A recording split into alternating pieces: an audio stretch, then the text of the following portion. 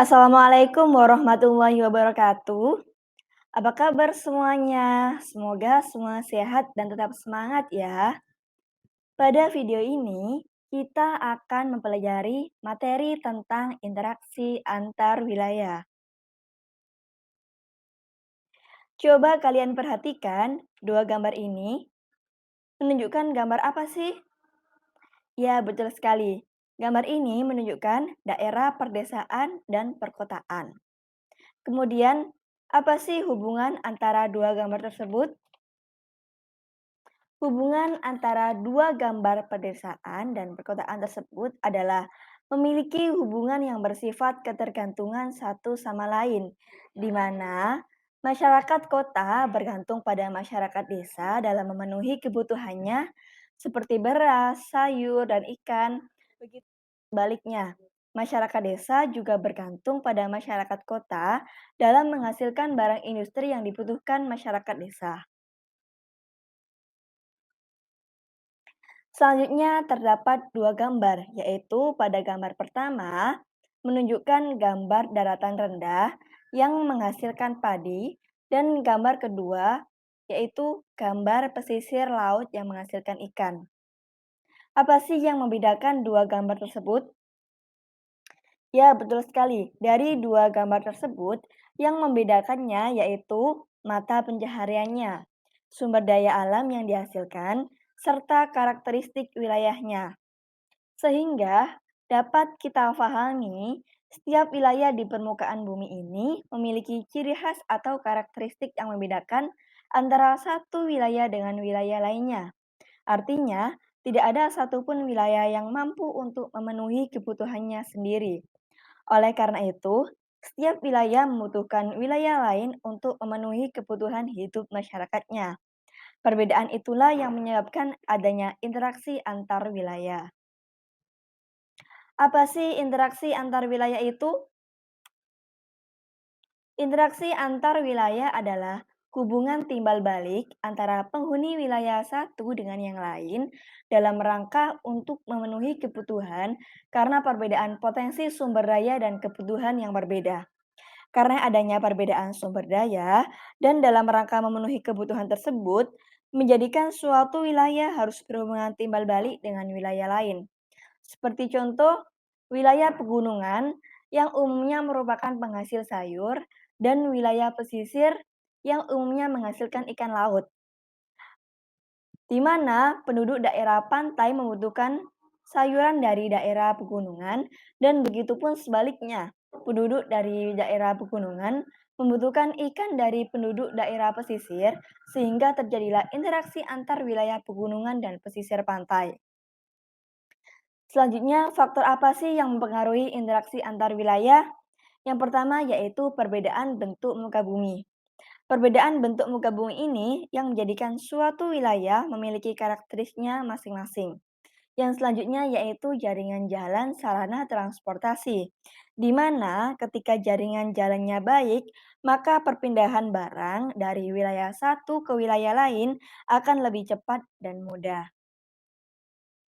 Selanjutnya yaitu syarat interaksi antar wilayah.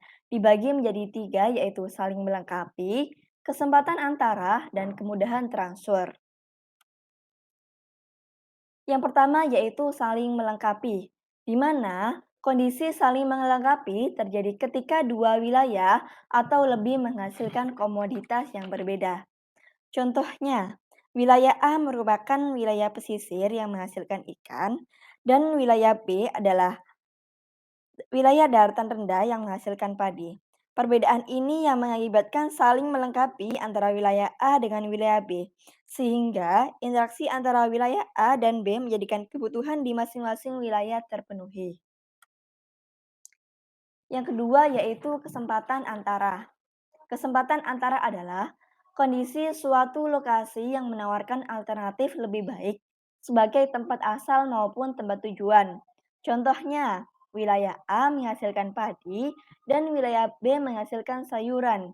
Namun, jarak antara wilayah A dan B adalah 10 kilometer.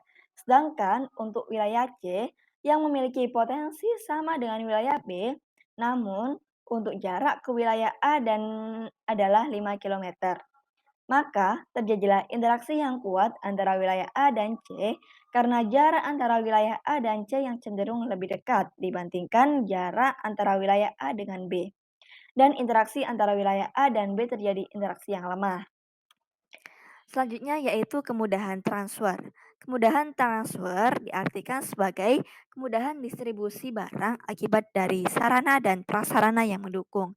Contohnya, wilayah A sebagai penghasil padi, kemudian wilayah B sebagai penghasil ikan. Untuk jaraknya sendiri antara wilayah A dan wilayah B adalah 7 kilometer.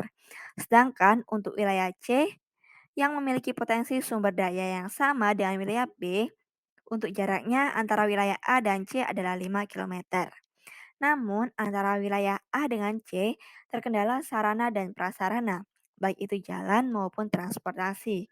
Sedangkan untuk wilayah A dengan B, sarana dan prasaranya lebih mendukung.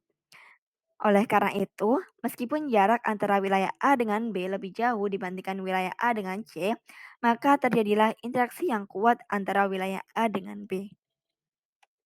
Yang selanjutnya adalah bentuk interaksi antar wilayah, dibagi menjadi tiga, yaitu mobilitas penduduk, komunikasi, dan transportasi. Yang pertama yaitu mobilitas penduduk. Mobilitas penduduk adalah bentuk interaksi antar wilayah dalam bentuk pergerakan dan perpindahan manusia dari satu wilayah ke wilayah lainnya. Contohnya, urbanisasi, transmigrasi, imigrasi, perjalanan ke tempat kerja, perjalanan ke tempat wisata, bisa juga perjalanan ke sekolah. Seperti yang ada di gambar tersebut, yaitu menunjukkan adanya kegiatan urbanisasi yang urbanisasi adalah perpindahan masyarakat desa ke kota. Selanjutnya yaitu komunikasi. Komunikasi adalah bentuk interaksi antar wilayah melalui perpindahan ide, gagasan, informasi, visi dan misi, cita-cita, dan sejenisnya baik secara langsung maupun tidak langsung. Contohnya, melihat tayangan berita, melihat tayangan televisi, dan membaca buku. Yang terakhir yaitu transportasi. Transportasi adalah bentuk interaksi antar wilayah melalui perpindahan barang dari suatu tempat ke tempat yang lain. Contohnya yaitu pengangkutan barang dan perdagangan. Cukup sekian materi pada video ini. Jangan lupa belajar ya. Wassalamualaikum warahmatullahi wabarakatuh.